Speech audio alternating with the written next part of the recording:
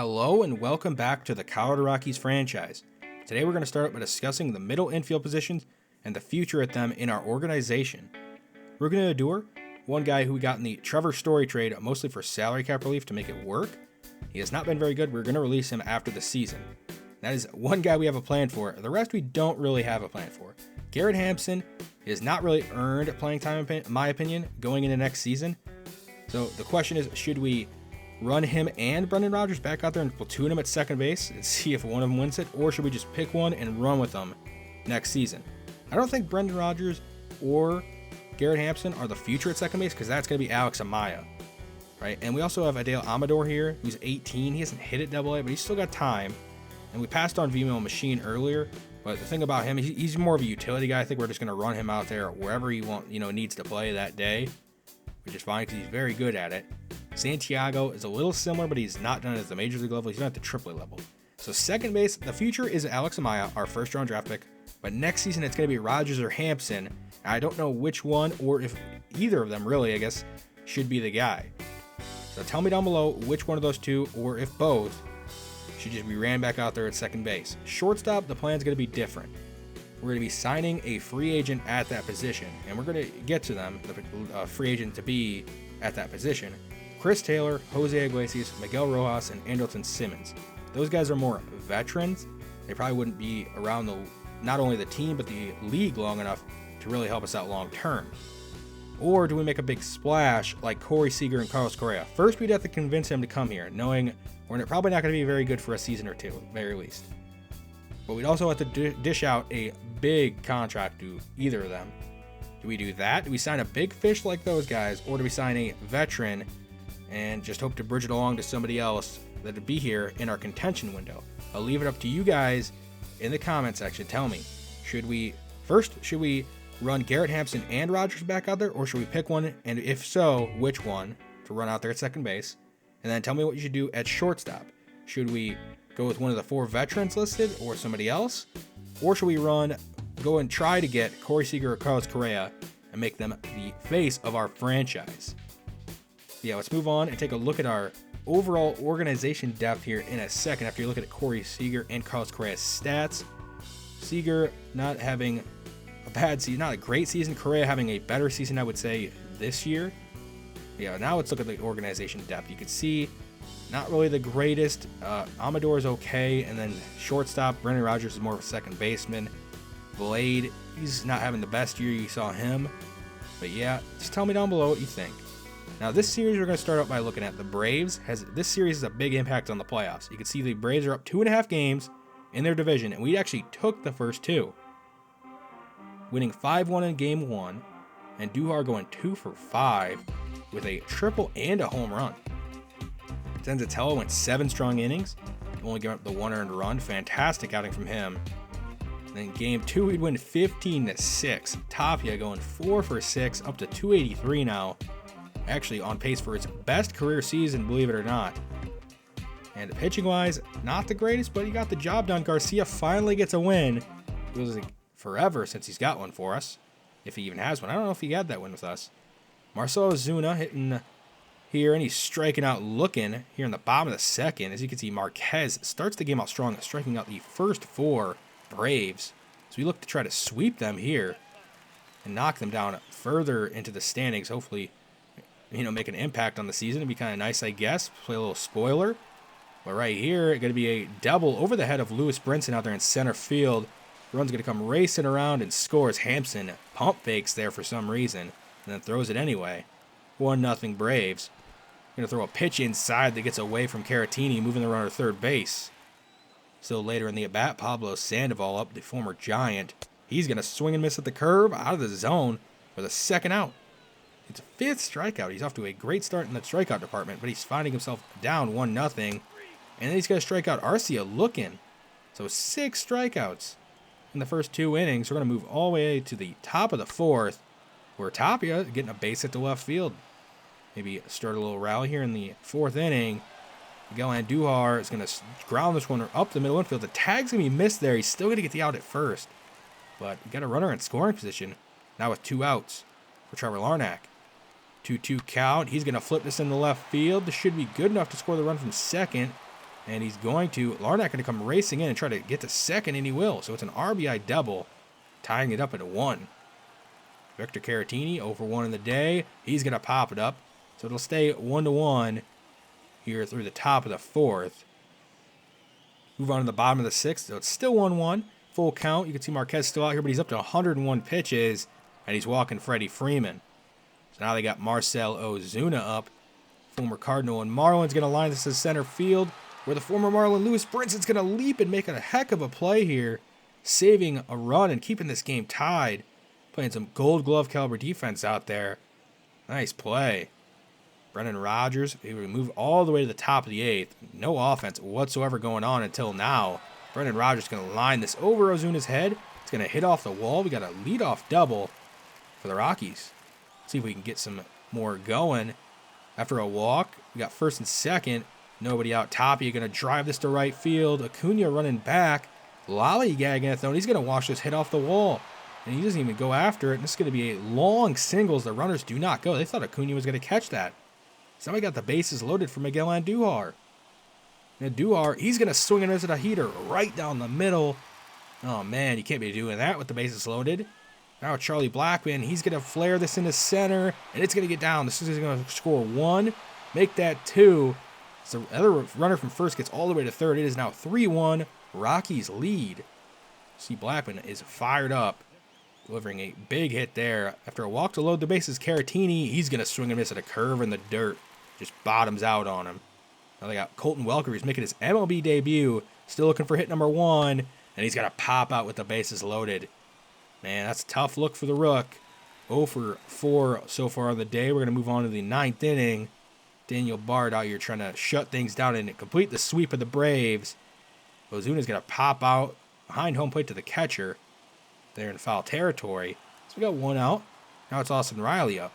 And Riley's going to go down looking at the high sinker. No argument there. That was all in the zone. Travis d'Arnaud is going to pop it up. And it looks like the Rockies are going to win this one and complete the sweep. 3-1 game. You can see Tapia with 2 hits, Blackmon with 2 hits. Brinson went 3 for 4. Great job there, down there in the bottom of the order. Marquez would get the no decision, unfortunately, but he pitched great. All the way down to a 3.6 ERA now. Hopefully he keeps that going and keeps lowering it. Braves still up 2 games, so the Mets dropped a couple, I guess.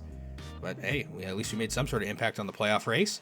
We're actually going to move straight into this National Series. We're taking on Steven Strasburg, the 2019 World Series MVP. There's a ground ball to the right side, but Ramirez hustles out here.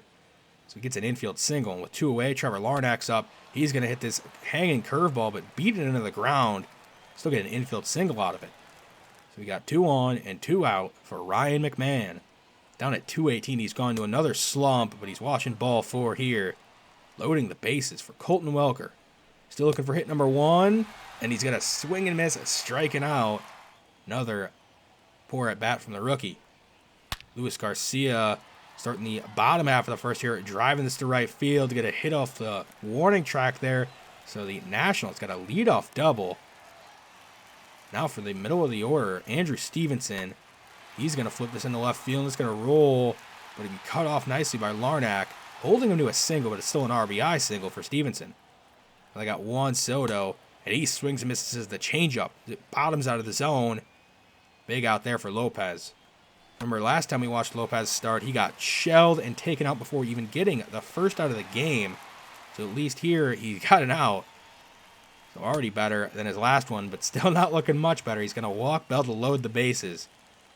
Now they got Parr up, the former Rocky. He's going to hammer this to right field. Zagunis tracking this one. Looks like it'll be a deep sac fly for the Nationals, making it a 2-0 lead. We got Starlin Castro up, and he's going to chop this out of the zone to the first baseman McMahon. So we get out of it. 2-0 still Nationals as we move to the top of the second where McDowell's lining this to left. So we got a 2-out base runner. Vimael Machine, the utility man playing second base today, he's going to flip this into left. McDowell was off on the pitch, so he's going to race all the way around from first to third on that. So first and third with 2 outs. And it's Harold Ramirez, who's 1 for 1 of the day with that infield single. And he's going to line this to the left center gap. Poor route taken by the left fielder. Center fielder can't get to it. It's going to hit off the wall. And this is going to be a game-tying 2 RBI double from Ramirez. So all tied up at 2. We got Charlie Blackmon up. And a 1-2 count. He's going to get tied up by the curveball. Strasburg strikes him out, keeping it to a 2-2 game as we're going to jump all the way ahead to the top of the 9th, where it's still 2-2. And this time Ramirez is going to ground out the third baseman, but no, he won't, because Bell can't field a scoop. So now we got a 1-out guy on by error, but it won't matter as Blackman's going to hit him with double play anyway. And now we're 1 out away from the Nationals having a chance to walk things off in the bottom half, and Larnach's going to pop it up. So we got it. Springs in here pitching for us. Hopefully he can shut them down and get this to extras. Ground ball to the right side. Machine's going to cut this off with a nice dive. Make the play at first. Keeps the leadoff runner off base. Big time play. And he's going to come racing in and make a nice play again. So 2 down. Down to the last out before extra innings are forced. See if Castro's got anything. And you can see Ackle is in the game. He's getting a chopper to the third base. Becomes racing in. So we're going to extra innings here. Ryan McMahon in the top of the 10th, and he's going to pop it up in the shallow left field. So we got 1 out here. See if we can at least get the runner from second home. Welker finally got his first career hit. He's 1 for 4 in the day. He's actually going to give this one a charge, but not enough. It's a fly out to right field. And Parra's got a good arm, so we're going to keep that runner at second base. So Mark Zagunis up 2-1 count. He's going to line this at left, but it's going to hang up for the left fielder. Now the Nationals got a chance to walk it off again. Acola's in the game, and he's going to get a pop-up here from Blake Swihart to the third baseman. Now he's got the 9-hitter Avila up, striking out looking at the high slider. Got Carter Kieboom, who came in earlier in a double switch, I believe. He's going to fly to left field, but Larnach's going to race back for it. So we're going to head to the 11th. Tied at 2 still. Brendan Rodgers up 0 for 3 on the day. And he's going to ground us to the right side, doing his job, at least moving that runner to third. And he's actually going to beat this one out. So we got an infield single, first and third, nobody out. McDowell is going to ground us to the shortstop, infield playing in, and it's actually going to be a double play. The one thing you can't do there, hit it right at a guy, and it ends up being a double play. And Machine's going to strike out. So we strand the runner at third. Nationals get a third chance to walk it off with Austin Gomber in pitching. He's striking out Stevenson here. But now he has to face Juan Soto, who's 0 for 4 on the day. And you know what that means? He's due, and he's going to flip this into left. And then come running in Larnach. He's going to try to throw the runner out the plate, but it's going to be offline. Nationals going to walk this one off in 11, winning 3-2. We had plenty of chances, blowing them all, unfortunately. And this nice job by Juan Soto doing his job there. It's the only muster total of 9 hits and 2 runs off the Nationals pitching staff, which did a good job against us, at least in this game. Lopez strikeout 8. Nice job by him, but gets a no decision. We'd actually get swept in the series, losing all 3. This one we'd lose 4-5. A couple guys with 2 hits there, a couple home runs. Rodriguez would walk 5 guys in 5 innings of work. Not a good outing from him. This one he'd lose 1-4. 3 hits from Zagunis there out of the 8 spot, hitting 290 now. Sensatella would get the loss, unfortunately for him. Bullpen was pretty good, but we couldn't score. Let's move on to this Dodgers series where we got Garcia pitching. Might be one of the last times we watch him this year. So we only got a couple series left before we hit the offseason. Gavin Lux, top of the first, going to line this to right field and hit off the wall. Got Ramirez playing out there today, and it's going to be a 1-out double for the Dodgers. Now after a walk, got Cody Bellinger. He's grounding this up the middle, and it's going to get through. It's going to give the Dodgers a 1-0 lead here in the top of the first. Now we still got to get some outs. Corey Seager up. Garcia got to bear down a little bit, and he's going to get Seager to flare it, but it's going to be caught by Machine. Umael makes a nice little play there. So 2 outs, and Will Smith up. He's striking out in the 4-seam. Garcia avoids any more damage after giving up a 1 run. Harold Ramirez going to line this to center field. Tapia would get the leadoff walk, so we got first and second. There's nobody out for Charlie Blackmon. Hitting 284 now, and he's going to drive this to right field, and it's going to carry a bit. Going back, Betts at the wall, and he's going to watch this one go. It's a 3-run homer. Rockies got a 3-1 lead now. It's Blackmon's 33rd on the season. Tough luck for Bauer here, giving up the first 3 runners, allowing them all to reach, and a 3-run homer. Move ahead to the bottom of the third, where Blackmon's setting this one back. Betts leaping at the wall, and it's going to hit off of him and the wall, and it's going to be a leadoff triple. So Rockies in business to add on and increase their lead. And they got Andujar up. It's 0 for 1. Make that 0 for 2 as he swings at the slider way out of the zone. Strike it out. Machine, he's going to do his job, though. He's going to just fly out to right field. And Betts running back on it will not have a chance to throw Blackman out at the plate. So we get a 4-1 lead on the sac fly. Move on to the top of the fourth. Garcia's still out here facing Corey Seager, who's going to go big fly. He sends this 91-mile-an-hour four-seamer out of here. Now a 2-run lead for the Rockies. Move to the bottom of the fifth. We got a 2-out walk from Andujar. Machine up, who's 1 for 1 and has that sac fly. He's actually going big fly this time. He gets all of it, making this a 6-2 lead. Machine's been fantastic for us in his short stint here so far. Hopefully he keeps that up. Ryan McMahon on pitch 100.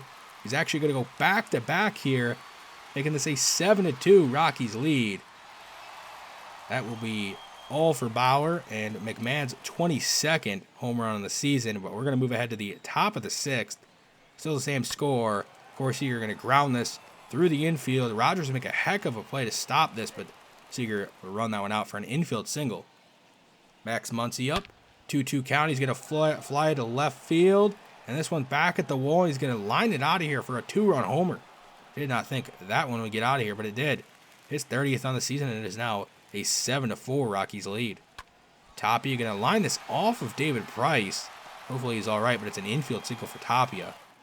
Price would stay in with 2 outs now. Ramirez going to line this to left field. Center fielder Bellinger watching this get down over his head. It's going to be an RBI double. Ramirez is going to take a big turn at second, but stop. We increase the lead to 4 runs. Now we got Charlie Blackman up, and he's going to go down looking at the changeup. 8-4 lead as we head to the top of the 7th. With 2 outs, Cody Bellinger, he'd punish this 89-mile-an-hour hanging changeup for a solo home run to center field. Now a 3-run lead for the Rockies. Move to the bottom of the 7th, where you can see Machine still 2 for 2. He has that home run and a sac fly on the day. He's going to line this to center field where Bellinger makes a heck of a play. If he misses that on the dive, that's probably a triple for Machine. The big outfield here at Coors. With 2 outs, though, we get a base hit. So we got a 2-out base runner, Trevor Larnach up.